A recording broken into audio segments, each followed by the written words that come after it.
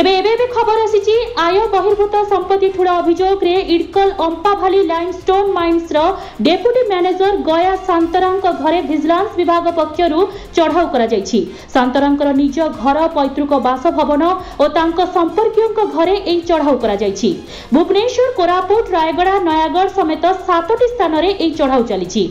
सांतरांकर भुवनेश्वर स्थित मंचेश्वर रे 3 महला विशिष्ट कोठा रही। सेहीपरि जयते बिहार रे मध्य 4 महला बिल्डिंग रही जार काम चली। कोरापुट रे सुंकी स्थित घर और कार्यालय रे विजिलेंस पक्षरु चढ़ाऊ जारी रही। सुंकी रे थिबा घरटी को सांतरा 2 वर्ष पूर्वे किनिथिले। सेही घरटी को खनि विभाग रो कर्मचारी को भड़ा रे दैथिबा जणा जायछि। नयागढ़ रे थिबा पैतृक घर और रायगढ़ रे थिबा ससुर घरे मध्य चढ़ाऊ करा जायछि।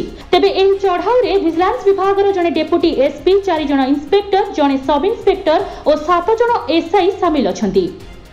ब्यूरो रिपोर्ट, संभव टीवी ओडिया।